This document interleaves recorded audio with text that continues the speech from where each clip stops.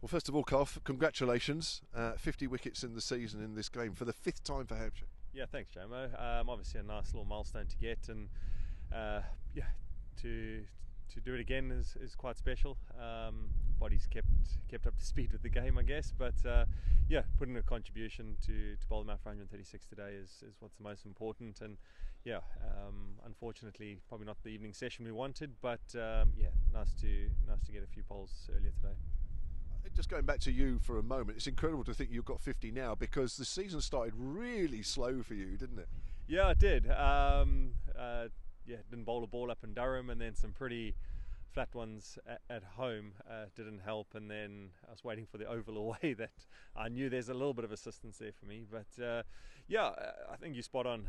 Probably halfway through the season, I didn't really think I was close, but it just kind of kept going and got into some good spells, and just kept doing my thing. I think that was the most important, that even at the start of the season I didn't go searching for anything different. I've stuck to my guns and done what's got me the polls through the years, and believed in that process. And once again it shows that you stick to something long enough, it will pay off.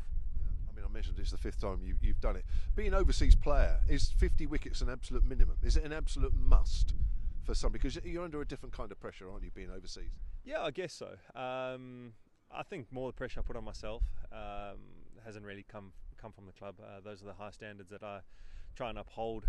Having been an international, I want to contribute and keep playing cricket here.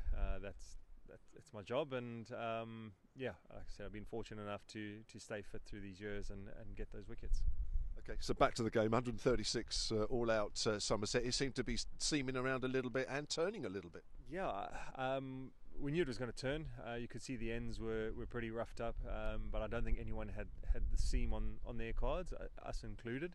It almost felt a little bit those March pre-season games, a little bit of a tennis ball bounce and a bit of slow nip, which is quite unusual for here. Normally when it bounces, it goes through nicely, and not really a huge amount of nip. So something we certainly taken, I say, off guard. Lucky we bowled first, sorry, so could have a look at it. But unfortunate that we've lost a few this evening. Probably lost momentum of the day slightly, and probably in the balance now. Interesting, they decided to bat first after winning the toss. Would you guys have done the same? Yeah, we would have. Obviously with 2 spinners, 3 seamers, similar setup to what they've got, and as I said, seeing the ends and what was produced against Surrey only a couple of weeks ago, we had every intention of batting first and hoping it was going to spin later on in the game. I forgot to ask you this earlier, but your 50th wicket came courtesy of Shoaib Bashir right at the end. But you actually got him bowled a few balls before that, so 50 wickets got to come up sooner. But he was bowled and it was given not out. What was going on there? Yeah, I lost the drying cloth out of my back, the back of my trousers, but I wasn't supposed to have it. Actually, it was Toby Alberts that he offloaded to me when he went into short leg, and I tried to give it back to him and he kept refusing it. So no, all good fun. It was right call. When you watch the replay, at the time I was a little bit confused, and I thought he played it and wasn't distracted, but watched the replay a few times, and it's pretty clear. But all part of it, all fun and games.